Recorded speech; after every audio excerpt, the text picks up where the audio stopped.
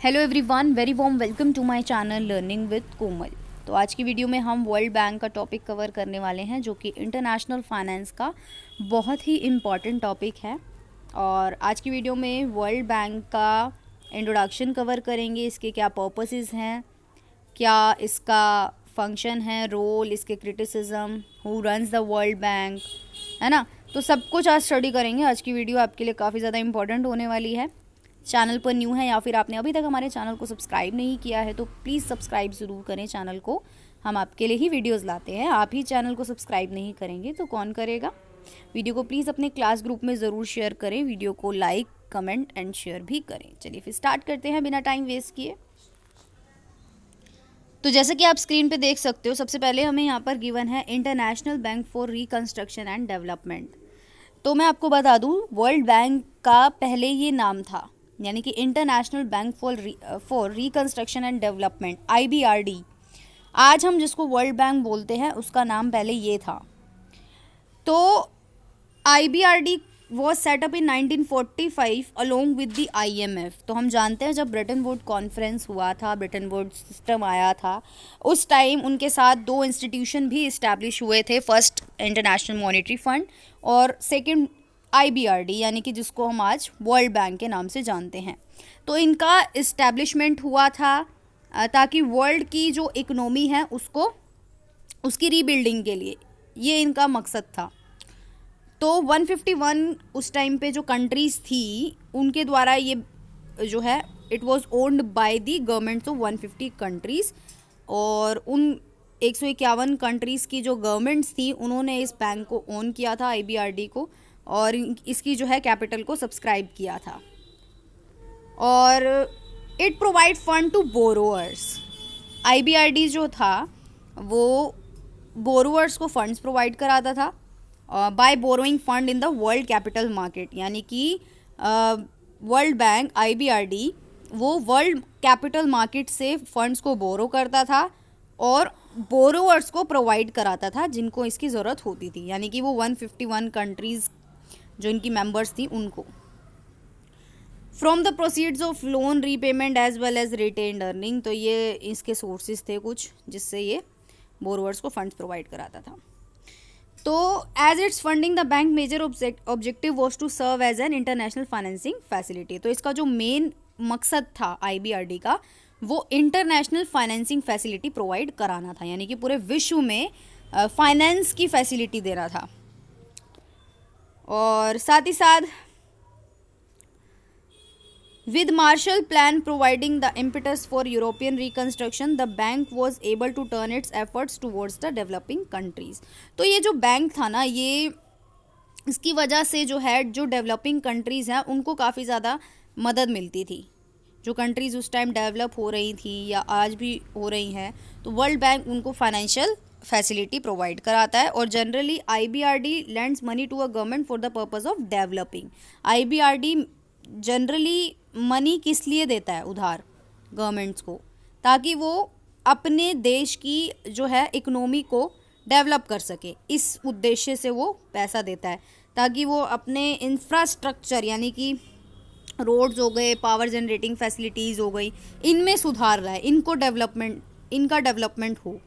तो आप जानते होंगे अभी करंटली अगर आप न्यूज़ पढ़ते होंगे तो हमने काफ़ी सारे ऐसे कॉन्ट्रैक्ट्स भी पढ़े हैं जो इंडिया के वर्ल्ड बैंक के साथ हुए हैं इंफ्रास्ट्रक्चर से रिलेटेड। तो इंडिया ने पैसा जो है लिया है वर्ल्ड बैंक से उधार ताकि वो अपने इंफ्रास्ट्रक्चर को डेवलप कर सके। तो funds are directed towards developing countries. तो फंड्स जो है उन्हीं को मिलते हैं, डेवलपिंग कंट्रीज़ को, and at more advance stages of income, economic and social growth, ताकि उन कंट्रीज़ की इकोनॉमिक एंड सोशल ग्रोथ हो। Funds are lent only to members of the IMF। और फंड्स भी उन्हीं मेंबर्स को मिलते हैं जो IMF के मेंबर हो। Usually when private capital is unavailable eight reasonable terms. और तभी वर्ल्ड बैंक उधार देता है जब प्राइवेट सोर्स नहीं होता गवर्नमेंट के पास कोई, कि हाँ भाई अब तो कहीं से पैसा नहीं मिल रहा, तब वर्ल्ड बैंक की तरफ देखा जाता है। और ये जो लोन जो वर्ल्ड बैंक देता है वो जनरली 5 ईयर्स का ग्रेस पीरियड होता है, और इसको जो है रीपेबल करना होता है 15 या फिर मतलब 15 या 15 से कुछ सालों में जो है इसको रीपेमेंट भी करना पड़ता है उन कंट्रीज़ को, वर्ल्ड बैंक को, IBRD को।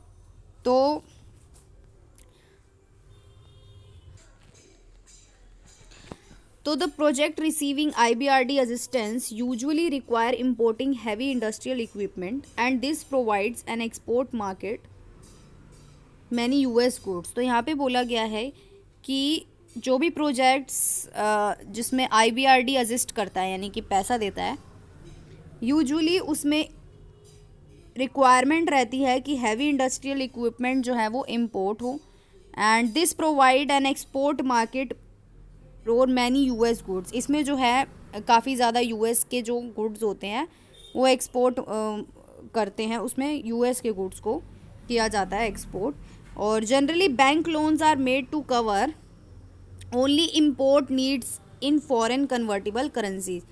कि जनरली जो बैंक लोन है वो, जो बैंक के लोन्स हैं वो are made to cover only import needs, कि जो इम्पोर्ट, एक कंट्री की जो इम्पोर्ट की नीड्स होती हैं उसको कवर करने के लिए जो है दिया जाता है, and must be repaid in those currencies, और उसी करेंसीज में ही इनकी रीपेमेंट की जाती है। तो the government assisted in formulating and implementing an effective and comprehensive strategy for the development of new industrial free zone.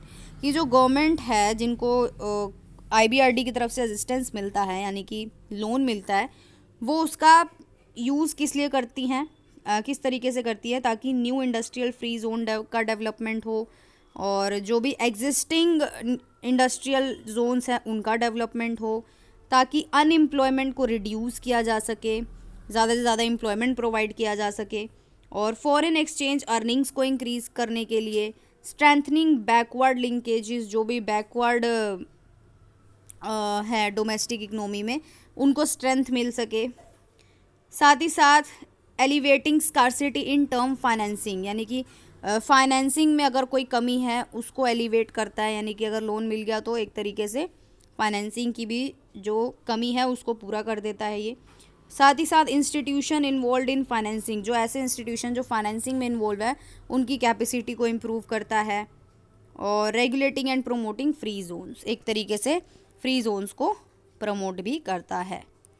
उसके बाद बात करें तो the world bank has special operational emphasizes on environmental and women's issue. तो world bank जो है ना environmental और वुमेन इश्यूज़ पर भी जोर देता है, यानी कि इन पर भी वो अटेंशन देता है, ध्यान देता है।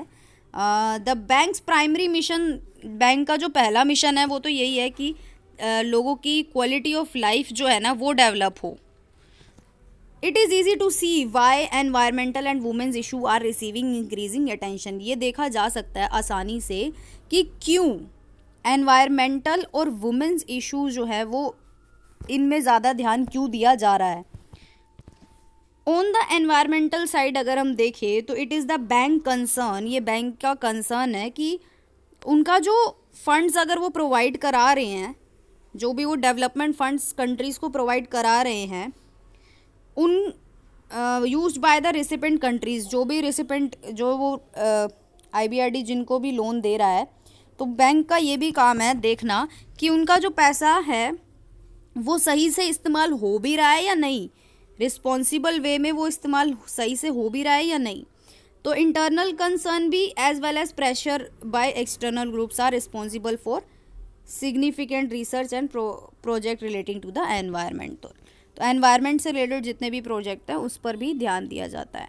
वुमेन्स इशू की बात करें, specially known as women in development, is part of a larger emphasize on human resources. तो हम जानते हैं ह्यूमन रिसोर्सेज का एक लार्ज पार्ट है वुमेन, तो इसीलिए importance of improving human capital, अगर ह्यूमन कैपिटल को इम्प्रूव करना है और फैमिलीज़ का वेलफेयर को इम्प्रूव करना है तो तभी डेवलपमेंट होगा, राइट। तो इसीलिए एनवायरमेंटल और वुमेन्स इशू पर बैंक ज़्यादा ध्यान दे रहा है। यहाँ पे एक बात और भी बोली गई है कि bank lending for women's issue is most pronounced in education, population, health and nutrition and agriculture. कि वुमेन्स के इशू के लिए जो बैंक उधार देता है कंट्रीज़ को, तो mainly education, population, health, nutrition, agriculture, इनके लिए जो है दिया जाता है। अब हम बात करेंगे पर्पस ऑफ वर्ल्ड बैंक, कि वर्ल्ड बैंक का क्या पर्पस है, क्या इसके उद्देश्य हैं। तो the world bank group is a multinational financial institution establish at the end of world war second, कि जब वर्ल्ड वॉर सेकेंड का एंड हुआ 1944 में, तब वर्ल्ड बैंक जो है आया। और किस लिए आया? लॉन्ग टर्म कैपिटल प्रोवाइड कराने के लिए आया, ताकि मेंबर कंट्रीज़, जो भी IMF की मेंबर कंट्रीज़ हैं, उनका रिकन्स्ट्रक्शन हो, उनका डेवलपमेंट हो, राइट। तो मेनली तो यही पर्पस था। उसके बाद the purpose for the setting up of the bank are, कि इस बैंक को क्यों इस्टेब्लिश किया गया, वर्ल्ड बैंक को इस्टेब्लिश करने का क्या पर्पस था, वो हम पढ़ेंगे। तो नंबर 1 है सबसे पहला, to assist in the reconstruction and development of territories of members by facilitating the investment, कि जो भी मेंबर कंट्रीज़ हैं उनके रिकन्स्ट्रक्शन, उनके डेवलपमेंट के लिए में मदद हो, असिस्ट हो, मदद हो, इसीलिए इसका इस्टेब्लिशमेंट हुआ। कि भाई जो भी प्रोडक्टिव पर्पसेस के लिए उनको कैपिटल की ज़रूरत पड़ती है, वो वर्ल्ड बैंक प्रोवाइड कराता है उन कंट्रीज़ को, including the restoration of economy destroyed, कि भाई जो इकोनॉमी वर्ल्ड वॉर की वजह से डिस्ट्रॉय हो गई और मतलब बिल्कुल ही बर्बाद हो गए जो देश, उनके रिस्टोरेशन के लिए ये बैंक आया, उनकी मदद के लिए। The reconversion of productive facility to peace time needs and encouragement of development, भाई डेवलपमेंट जो है उसको एनकरेज किया गया, और शांति, पीस टाइम की ज़रूरत महसूस हुई कि भाई शांति बनी रहे, ना हो वर्ल्ड वॉर। और पहला तो ये हो गया उद्देश्य, पर्पस। दूसरा, to promote private foreign investment, कि भाई जो फॉरेन इन्वेस्टमेंट है बाय मीन्स ऑफ गारंटीज और participation in loans, other investment जो कि प्राइवेट इन्वेस्टर्स के द्वारा की जाती है, उनको प्रमोट करने के लिए। कि when private capital is not available on reasonable terms, जब भाई प्राइवेट कैपिटल आपके पास निजी संपत्ति है नहीं, फिर भी हमें जो है अपना बिजनेस तो करना ही है, तो उनको हेल्प करने के लिए ये आया वर्ल्ड बैंक। और साथ ही साथ to supplement private investment by providing on suitable condition, कि भाई जो प्राइवेट इन्वेस्टमेंट है उसको एनकरेज करने के लिए, उनमें बूस्टअप लाने के लिए इसका हुआ settlement, I mean setting up हुआ। Finance for productive purposes out of its own capital, funds raised by its other sources, तो ये सारे जो है इसके उद्देश्य थे। थर्ड आता है हमारा to promote the long range balanced growth, कि भाई इंटरनेशनल ट्रेड की एक बैलेंस्ड ग्रोथ को प्रमोट करने के लिए वर्ल्ड बैंक का इस्टेब्लिशमेंट हुआ। एक सेकेंड,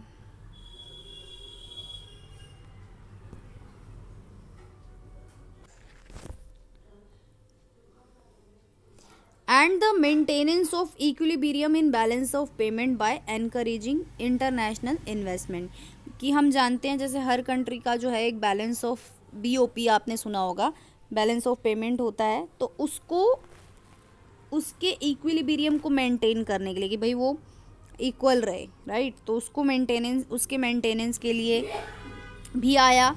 साथ ही साथ इंटरनेशनल इन्वेस्टमेंट को एनकरेज करने के पर्पस इससे, ताकि जो भी प्रोडक्टिव रिसोर्सेज हैं मेंबर कंट्रीज़ के, उनका डेवलपमेंट हो, thereby assisting in raising productivity बढ़े, standard of living and condition of labour, ये सब जो है इम्प्रूव हो उनकी टेरिटरीज़ में, उनकी जो भी कंट्रीज़ हैं उनमें।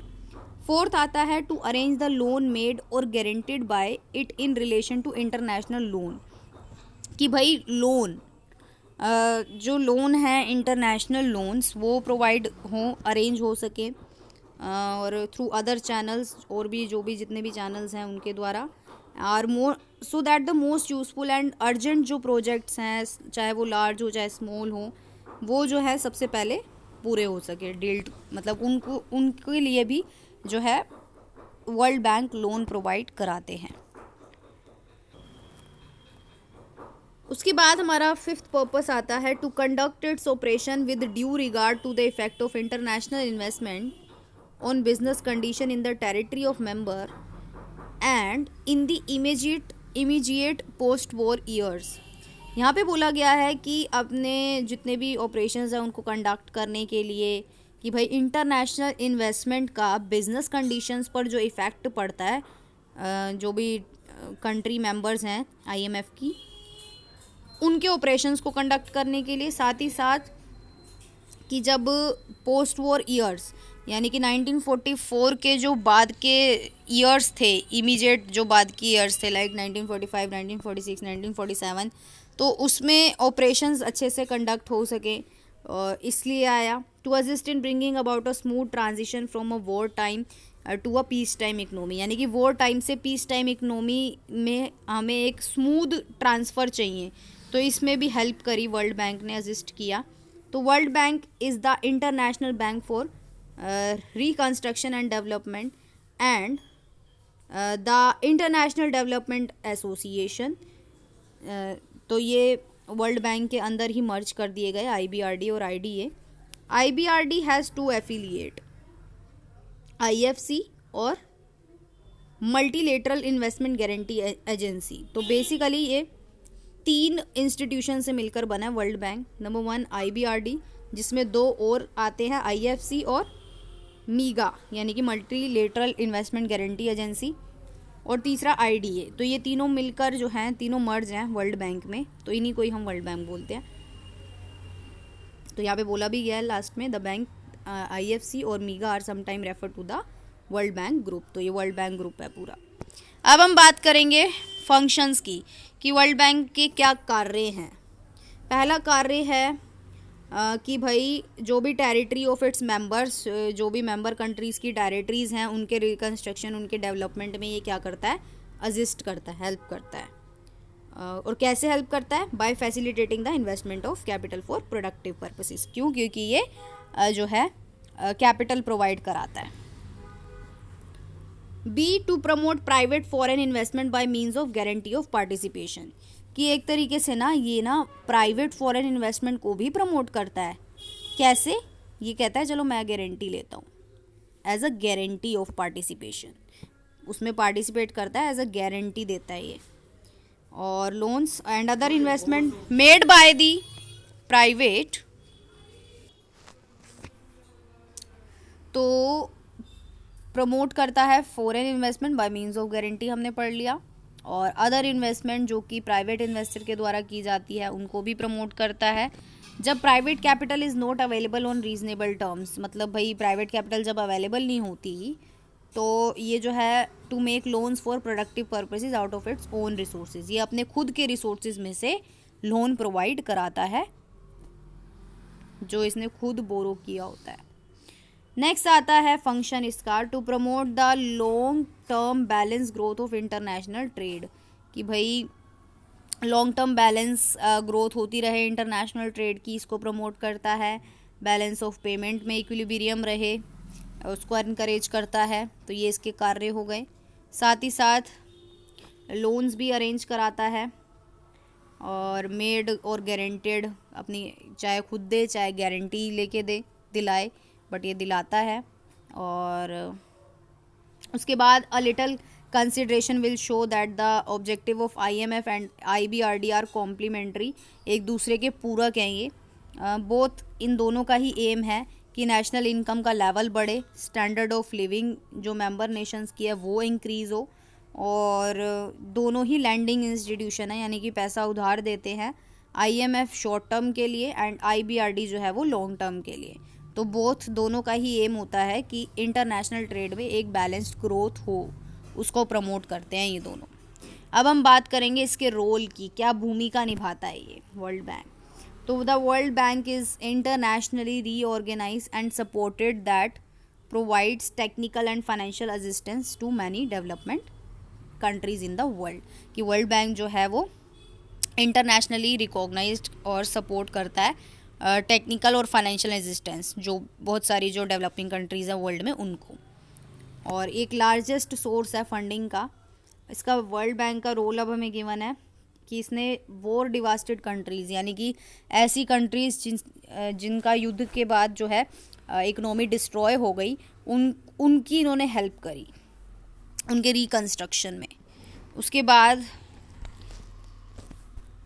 क्या इसका रोल रहा है हम वो पढ़ रहे हैं, राइट। तो B, to provide extensive experience and the financial resources of the bank to help poor countries को फाइनेंशियल रिसोर्सेज एक तरीके से प्रोवाइड कराता है ताकि उनकी इकोनॉमिक ग्रोथ हो, वो अपने पॉवर्टी को रिड्यूस कर सके, एक बेटर स्टैंडर्ड ऑफ लिविंग को प्रमोट करता है ये। To grant development loan to the under developed country, जो ऐसी कंट्रीज़ हैं जो अंडर डेवलप्ड हैं उनको लोन देता है। To provide loans to various governments for irrigation, agriculture, water supply, health, education, इनसे रिलेटेड रिगार्डिंग जो है लोन्स प्रोवाइड कराता है। To promote foreign investment to other organization by guaranteeing the loans, ताकि फॉरेन इन्वेस्टमेंट जो है अदर ऑर्गेनाइजेशंस को में हो, इसके लिए वो लोन्स गारंटिंग करता है। उसके बाद economic, monetary and technical advice भी देता है मेंबर कंट्रीज़ को उनके प्रोजेक्ट्स के लिए। To encourage the development of industries in under development country, यानी कि ऐसी कंट्री जो अंडर डेवलप्ड है उनकी डेवलपमेंट, उनकी इंडस्ट्री डेवलप हो, इस चीज़ में भी वो एनकरेज करता है। उसके बाद आते हैं हमारे फंक्शनिंग क्या है इसकी। फंक्शंस वाला पॉइंट हमने कर लिया था, तो अभी हम मेन अपना ध्यान देंगे how world bank raise money, किस तरीके से वर्ल्ड बैंक जो है वो मनी रेज करता है। तो world bank raise money for its development program, world bank जो है अपने डेवलपमेंट प्रोग्राम्स के लिए मनी रेज करता है by tapping the world's capital market, world के कैपिटल मार्केट से, और आईडीए के केस में through contribution from wealthier member governments, मतलब ऐसी कंट्री जो काफ़ी ज़्यादा रिच है, वेल्थी है, उनसे। और IBRD which account for about 3/4 of the bank's annual lending, मतलब IBRD international bank for reconstruction and development जो है वो 3/4 बैंक के एनुअल जितना भी लैंडिंग है 3/4 बैंक IBRD अकेला देता है उधार। और तो ये जो है all it's money in financial market, मतलब ये फाइनेंशियल मार्केट से ही पैसा रेज करता है। और one of the world's most prudent and conservatively manage financial institution, the IBRD sells AAA rated bond, तो IBRD ने AAA रेटेड बॉन्ड जो है वो सेल करे, और other debt security to pension fund, insurance company को, कॉरपोरेशंस को और अदर बैंक्स को, and individual around the globe, मतलब पूरे विश्व में। और IBRD जो है वो अपने बोरोवर्स से इंटरेस्ट भी चार्ज करता है, which reflect its cost of borrowing, जिससे कि उनकी कॉस्ट ऑफ बोरोइंग भी रिफ्लेक्ट होती है। और लोन को जो है 15 से 20 साल में चुकाना भी होता है, रीपेमेंट भी करनी होती है मेंबर कंट्रीज़ को। तो there is a 3 to 5 year grace period भी दिया जाता है उनको, ताकि वो अपना रीपेमेंट कर दें। IDA जो है वो promote growth and reduce poverty, growth को प्रमोट करता है, पॉवर्टी को रिड्यूस करने में हेल्प करता है। और but using interest free loans which are known as IDA credit, IDA ऐसा भी लोन यूज़ करता है जो इंटरेस्ट फ्री हो, यानी कि उसमें इंटरेस्ट जो है ना वो नहीं लेता। साथ ही साथ IDA credit account for about 1/4 of all bank lending, तो जितना भी बैंक उधार देता है उसका 1/4, 1/4 हिस्सा IDA देता है, और 3/4 हिस्सा IBRD देता है, ये तो हमने पढ़ ही लिया है। तो borrowers pay a fee of less than 1% of the loan to cover administrative cost, तो बोरोवर जो है 1% तो उनको फीस ही पे करनी पड़ती है उस लोन के ऊपर, और रीपेमेंट जो है 35 to 40 ईयर में रिक्वायर्ड होती है, और उसका जो ग्रेस पीरियड होता है वो 10 साल का होता है। Nearly 40 country contribute to IDA's funding, 40 country जो है वो IDA की फंडिंग जो है IDA को फंडिंग करते हैं, और एवरी 3 ईयर यानी कि हर 3 साल में। साथ ही साथ IDA's funding is manage in the same prudent, conservative and cautious way by the IBRDs। आगे हम बात करेंगे who runs the world bank, world bank कौन रन करता है। तो like the fund bank structure is organize as 3 tier basis, तो 3 tier basis पर इसके स्ट्रक्चर को ऑर्गेनाइज किया गया है। सबसे पहला बोर्ड ऑफ गवर्नर, दूसरा एग्जीक्यूटिव डायरेक्टर, और एक प्रेसिडेंट। तो board of governor is the supreme governing authority. Board of governor जो है सबसे बड़ी गवर्निंग अथॉरिटी होती है इसमें, और जिसमें एक गवर्नर होता है और 1 अल्टरनेटिव गवर्नर होता है, अपॉइंटेड फॉर 5 ईयर्स, और उस गवर्नर को 5 साल के लिए अपॉइंट किया जाता है। Board is required to meet once every year, मतलब इस बोर्ड को 1 साल में एक बार जो है मीटिंग करनी होती है। It reserves to itself the power to decide important matters. तो ये इम्पोर्टेंट मैटर्स पर जो है डिसीज़न लेते हैं, इनकी ये पावर होती है। और न्यू एडमिशन यानी कि सेंस कि कोई कंट्री जो है मेंबर बनना चाहती है तो वो न्यू एडमिशन से रिलेटेड भी डिसीज़न यही लेते हैं, बोर्ड ऑफ गवर्नर। और एग्जीक्यूटिव डायरेक्टर की बात करें तो 19 एग्जीक्यूटिव डायरेक्टर होते हैं इसमें, जो कि 5 are nominated by the 5 largest share holder. जिनका शेयर होल्डिंग ज़्यादा होगा इस बैंक में उन्हीं के ही डायरेक्टर बनते हैं, लाइक यूएस हो गया, UK, Germany, France and India. तो इनके 5 मेंबर्स जो हैं वो एग्जीक्यूटिव डायरेक्टर होते हैं। और एग्जीक्यूटिव डायरेक्टर ही प्रेसिडेंट को इलेक्ट करते हैं कि जो भी इनका एक्स ऑफिशियो चेयरमैन बनता है। He is the chief of the operating staff. ये ऑपरेटिंग स्टाफ का चीफ होता है बैंक की। और and is subject to the direction of the executive director on question of policy and is responsible for the ordinary business of the bank. यानी कि वो जो प्रेसिडेंट होता है वो बैंक के ऑर्डिनरी बिजनेस को संभालता है, उनके लिए रिस्पॉन्सिबल होता है। अब इसके कुछ क्रिटिसिज्म है, क्रिटिसिज्म पढ़ेंगे। तो नंबर 1 जो क्रिटिसिज्म है, it is elite that the bank charges a very high rate of interest on loan. हम जानते हैं कि वर्ल्ड बैंक जो है वो काफ़ी ज़्यादा high rate of interest charge करता है। For example some of the loan which India has received in recent year. अब इंडिया ने ही रिसेंट ईयर में लोन रिसीव करा है, तो 53.4% इंटरेस्ट जो है ये चार्ज कर रहा है, इंक्लूडिंग द कमीशन भी इसमें इंक्लूड है 1% की। ओके, तो ये इसका जो है क्रिटिसिज्म है। B, bank's insistence prior to actual grant of loan on the country having the capacity to transfer और repay is open to criticism. तो यहाँ पे बोला गया है कि bank should not apply orthodox standard to जज the transfer capacity of any borrowing country.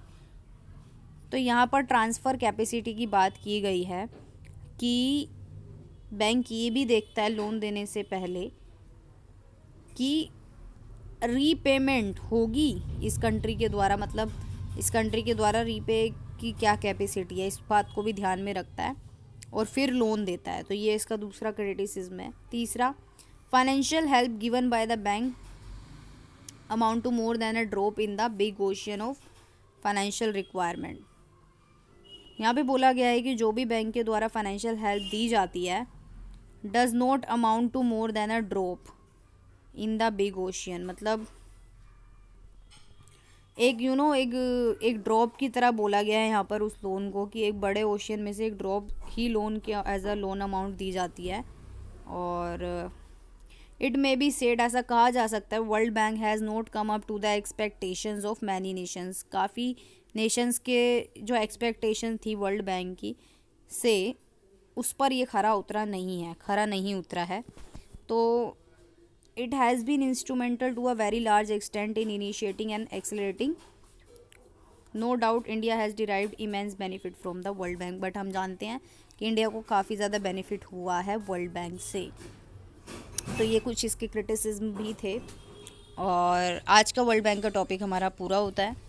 I hope आज की वीडियो आपके लिए काफ़ी ज़्यादा हेल्पफुल रहेगी। वीडियो को लाइक, शेयर एंड कमेंट ज़रूर करें। Thank you so much.